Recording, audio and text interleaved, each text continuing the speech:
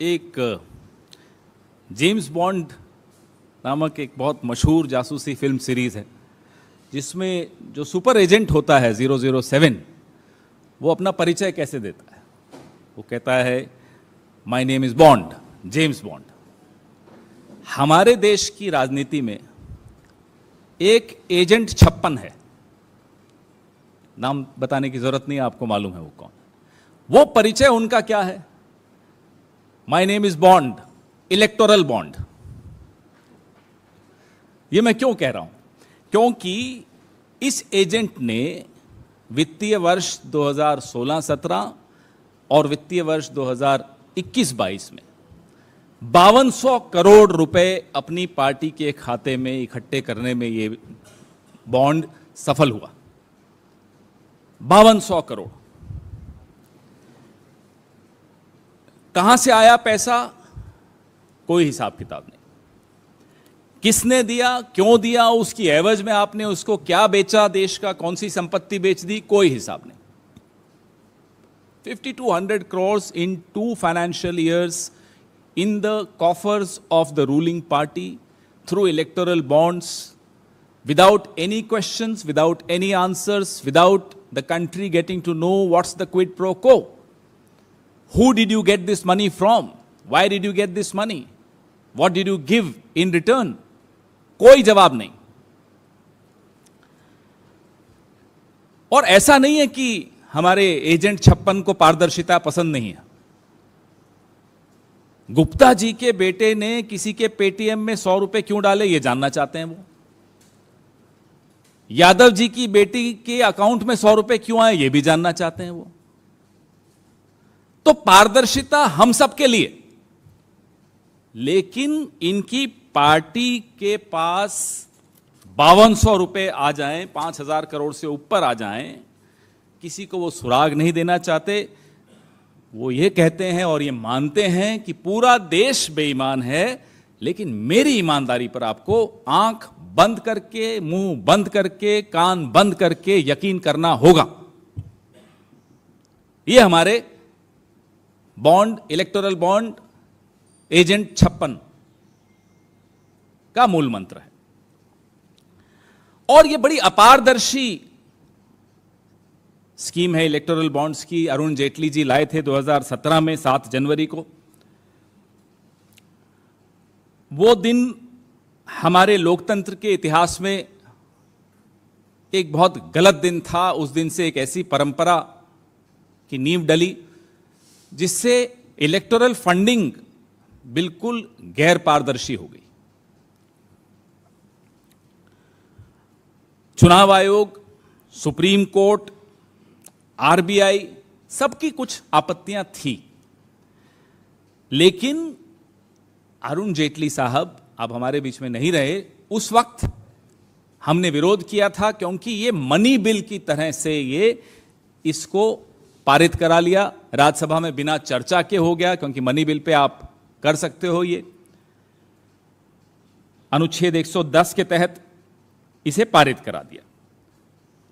जब इस अनुच्छेद के तहत आप, मनी बिल के तहत आप इसको पारित कराते हैं, तो इस पे संशोधन करने की शक्ति राज्यसभा को नहीं होती। तो संविधान की भावना पर यह बहुत बड़ा हमला भी हुआ और लोकतंत्र पर यह उसके बाद से निरंतर हमला हो रहा है। एक अपारदर्शी तरीके से पैसे इकट्ठे किए जा रहे हैं। तो आप सोचिए कि एक मनी बिल से भारतीय जनता पार्टी ने विधायक खरीदने, सरकारें गिराने का सारा मनी जुटाने का इंतजाम इस एक मनी बिल से कर दिया। बाकी तमाम पार्टियों को आप जोड़ दीजिए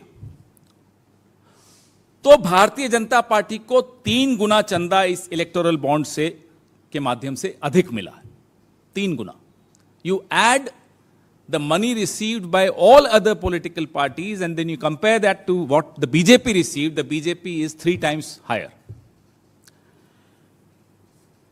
पहले क्या होता था?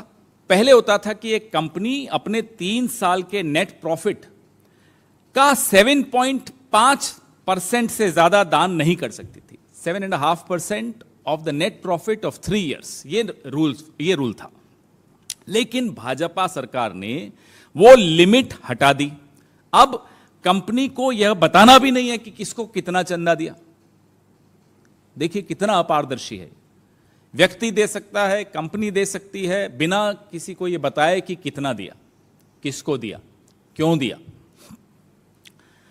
इतना बड़ा बेनामी धन किसी पार्टी के खाते में आ जाए तो हमें अब स्पष्ट तौर पे समझ में आ रहा है कि काला धन कैसे सफेद होता है।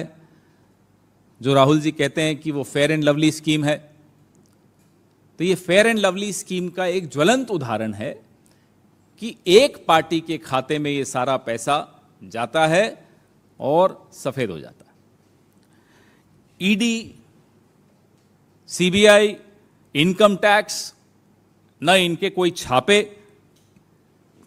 पड़ेंगे, न ये दरवाजे पे दस्तक देंगे इस पार्टी के।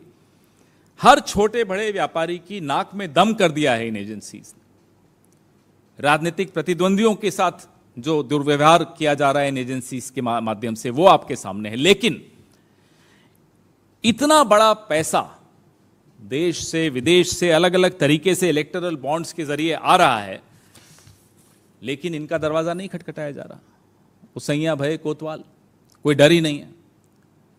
तो अब सवाल हमें मोदी जी से पूछना है, भारतीय जनता पार्टी, नड्डा जी से हम नहीं पूछते, हमें उनके लिए बुरा भी लगता है, तो उनसे उनके प्रति हमारी पूरी सहानुभूति है, तो उनका नाम लेना अच्छा नहीं लगता मुझे। हमारे कोलीग्स भी कहते हैं कि रहने दो उनको, क्यों परेशान करते हो, पार्टी में भी परेशान है, हम भी परेशान करें, अच्छा नहीं लगता। तो मोदी जी से और अमित शाह जी से ये सवाल पूछ रहे हैं कि इलेक्टोरल बॉन्ड्स योजना के परिणाम स्वरूप जो आपने कॉरपोरेट दान की सीमा समाप्त कर दी और जो आवश्यकता थी कंपनियों के पास कि उन्हें बताना पड़ता था किसको कितना दिया, वो भी आपने समाप्त कर दिया। क्या इससे आपने जानबूझकर क्रोनी कैपिटलिज्म को कानूनी जामा नहीं पहनाया? You've legitimized crony capitalism through this electoral bond scheme of yours. You've legitimized rent seeking by the government. State sponsored rent seeking के अलावा ये इलेक्टोरल बॉन्ड स्कीम और कुछ नहीं है, सिर्फ यही है।